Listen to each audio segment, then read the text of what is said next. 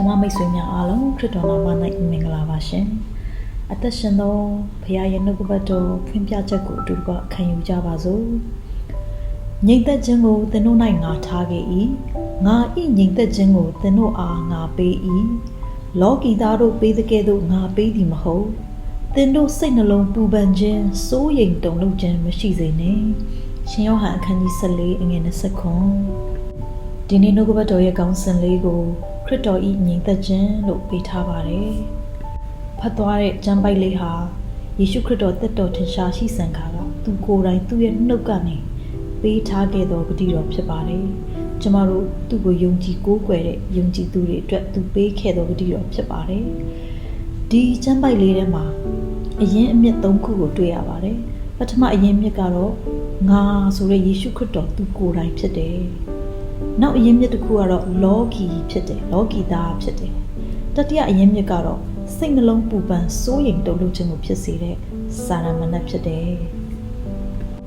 ပထမဆုံးအနေနဲ့ယေရှုခရစ်တော်သည်ဟူသောအရင်မြစ်ထဲကနေငြိမ်သက်ခြင်းစီးထွက်လာတာဖြစ်တယ်ခရစ်တော်ကပြောတယ်သူ့ရဲ့ငြိမ်သက်ခြင်းကိုကျမတို့ကိုပေးတယ်တဲ့ပေးပြီးပြီပေးထားခဲ့ပြီပေးအောင်မယ်လို့ပြောတာမဟုတ်ဘူးမိတ်ဆွေသင်နဲ့ကျွန်ုပ်ကယေရှုခရစ်တော်ရဲ့ငြိမ်သက်ခြင်းကိုရရှိပိုင်ဆိုင်ပြီးသားဖြစ်တယ်ဒီငြိမ်သက်ခြင်းကတဲ့လောကီသားတွေပေးတဲ့ငြိမ်သက်ခြင်းနဲ့မတူဘူးတဲ့ဆိုလိုချင်တာကလောကမှာလည်းငြိမ်သက်ခြင်းဆိုတော့ကျွန်တော်ရှာလို့ရတယ်ဒါပေမဲ့အဲ့ဒါကယာယီပဲဖြစ်တယ်မတည်မြဲဘူးအခြေအနေပေါ်မူတည်တယ်ပျက်စီးသွားနိုင်တယ်သူပေးတဲ့ငြိမ်သက်ခြင်းကတော့အဲ့ဒါနဲ့မတူဘူးလို့ပြောတဲ့အတွက်ကျွန်တော်တို့သူပေးတဲ့ငြိမ်သက်ခြင်းကဘယ်လိုငြိမ်သက်ခြင်းမျိုးလဲဆိုတာကိုအနည်းငယ်ကျွန်တော်တို့လေ့လာကြည့်ရအောင်ဒီစကားလုံးကိုမူရင်းဟေဘရုလိုရှလုံလို့သုံးထားတယ် Greek လို Irene ဖြစ်တယ် English လို peace လို့သုံးထားတယ်အဲ့တော့ဒီစကားလုံးရဲ့အဓိပ္ပာယ်ကိုအသေးစိတ်လေ့လာကြည့်တဲ့အခါရှလုံဆိုတဲ့အဓိပ္ပာယ်ကပြေဝစုံနေတဲ့ကောင်းချီးမင်္ဂလာဖြစ်တယ်ဒီနေ့ဒီချိန်ထိဂျူးလူမျိုးတွေဟာတယောက်နဲ့တယောက်နှုတ်ဆက်ကြတဲ့အခါမှာရှလုံဆိုပြီးနှုတ်ဆက်ကြတယ်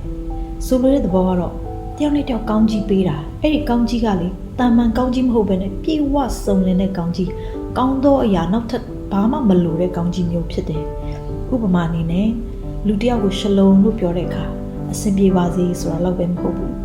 းကြွေးဝပါစေကောင်းစားပါစေဘာတစ်ခုမှထပ်မလိုတော့အောင်ပြည့်စုံပါစေလို့ကောင်းချီးပေးခြင်းမျိုးဖြစ်တယ်ဖျားနာနေတဲ့လူတယောက်ကိုရှလုံလို့ပြောတဲ့အခါဖျားနာခြင်းကနေသက်သာပါစေလို့ပြောရုံနဲ့မဟုတ်ဘဲနဲ့အကျဉ်းမာခြင်းအပြည့်အဝရရှိပါစေလို့ကောင်းချီးပေးတာဖြစ်တယ်ဆင်းရဲတဲ့သူတယောက်ကိုရှလုံလို့ပြောတဲ့အခါဆင်းရဲတွင်းတွေကနေလွတ်ယုံကောင်းချီးပေးတာမဟုတ်ဘဲနဲ့ကျွဲဝပါစေပေါ်များပါစေပြည့်ရှံပါစေလို့အဓိပ္ပာယ်ရတယ်စစ်မက်ဖြစ်နေတဲ့နေရာကို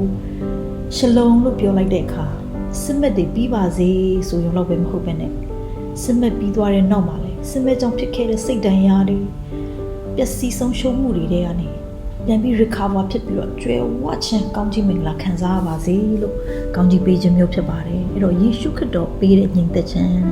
ရှလုံဆိုတာအဲ့ဒီလိုရှလုံမျိုးဖြစ်တယ်အဲ့ဒီငြိမ်သက်ခြင်းကအခြေအနေနဲ့မဆိုင်ဘူးအခြေအနေတွေဘလောက်ပဲစိုးနေပါစေအဲ့ဒီအခြေအနေကြားထဲမှာအဲ့ဒီငြိမ်သက်ခြင်းကသူ့ရဲ့အသက်တာထဲမှာတည်နေရင်စိုးရင်တုန်လှုပ်ခြင်းကင်းစွာအောင်မြင်စွာအသက်ရှင်တာဖြစ်တယ်ဒီနေ့ဘုရားလူတွေများစွာဒီငြိမ်သက်ခြင်းကိုရရှိတော်သူတွေကအခြေအနေတိုင်းမှာအောင်မြင်ကြတာဖြစ်တယ်ဒီယုံကြည်သူတွေများစွာကကြတော့ဘယ်လိုဖြစ်နေသလဲဆိုရင်ခရစ်တော်ကိုယုံကြည်တယ်လို့ပြောနေပေမဲ့ခရစ်တော်ပေးတဲ့အဲ့ဒီရှလုံကိုအပြည့်အဝမရကြဘူးခုနပြောတဲ့လောကကပေးတဲ့ရှလုံထဲမှာပဲကျန်နေတယ်အခြေအနေကောင်းရင်ငြိမ်သက်တယ်အခြေအနေမကောင်းရင်ငြိမ်သက်ခြင်းပျက်စီးသွားတယ်စိုးရိမ်နေပူပန်နေတုန်လှုပ်တယ်အဲ့တော့ဒီနေ့မိတ်ဆွေယေရှုခရစ်တော်ကသင်ကိုအဲ့ဒီငြိမ်သက်ခြင်းအပြည့်အဝပေးခဲ့ပြီးဖြစ်ပါတယ်သင်ကိုပိုင်ဆိုင်စေခဲ့ပြီးဖြစ်ပါတယ်အဲ့ဒီငြိမ်သက်ခြင်းကိုဆုံးရှုံးစေတဲ့အရာကဘာလဲဆိုရင်ယေရှုခရစ်တော်ကိုယ်တိုင်သူ့ရဲ့ငြိမ်သက်ခြင်းနဲ့ကပ်ရက်မှာစိတ်နှလုံးပူပန်ခြင်းစိုးရိမ်တုန်လှုပ်ခြင်းမရှိစေနဲ့ဆိုတဲ့စကားလုံးကိုစက်တိုက်ပြောထားတာတွေ့တယ်။ဘာဖြစ်လို့ဒီစန့်ကျင်ဘက်စကားလုံးတစ်ခုကိုစက်တိုက်ပြောထားသလဲဆိုရင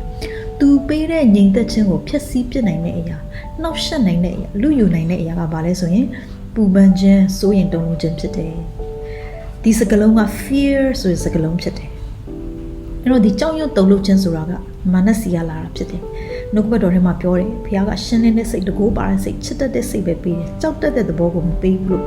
ဂတိပေးထားတဲ့ဘုရားဖြစ်တယ်။မိတ်ဆွေစာရမဏတ်က သင်နဲ့ကျွန်ုပ်ပိုင်ဆိုင်ထားတဲ့ထာဝရအသက်ကယ်တင်ခြင်းစုကျေးဇူးကိုသူဖျက်ဆီးလို့လူယူလို့မရဘူးဒါပေမဲ့ဒီလောကမှာအသက်ရှင်တဲ့အခါမှာဖျားပုံးထင်ရှားတဲ့အသက်တာခုနပြောတဲ့ရှလုံဆိုတဲ့ပြေဝစုံလင်တဲ့ကောင်းကြီးတွေနဲ့အသက်ရှင်တဲ့အသက်တာကိုတော့သူဖျက်ဆီးနှောက်ယှက်ဖို့အမြဲတမ်းကြံစီတာဖြစ်တယ်အဲ့ဒီရှလုံကိုလူယူခိုးယူဖျက်ဆီးဖို့သူအမြဲတမ်းသုံးတဲ့လက်နက်က fear ဆိုတဲ့စိတ်နှလုံးပူပန်ခြင်းစိုးရိမ်တုန်လှုပ်ခြင်းဖြစ်တယ်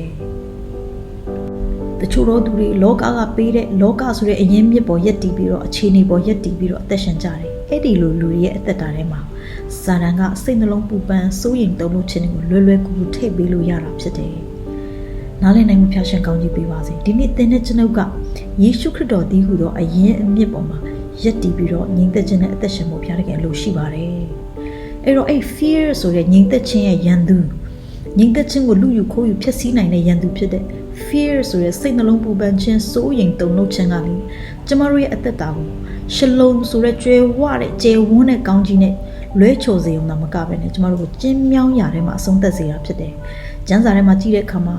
ကပ္ပဦးကျမ်း16မှာလောတာနဲ့မိသားစုကိုတွေ့ရတယ်။လောတာနဲ့မိသားစုကိုတောတုံဂေါမောရာဖြစ်စည်းခြင်းနဲ့ကနေဖျားကယ်တဲ့အခါဖျားသခင်ကဘေးလွတ်ဖို့အတွက်တောင်းပေါ်ကိုပြေးခိုင်းခဲ့တယ်။ဒါပေမဲ့လောတာကလေ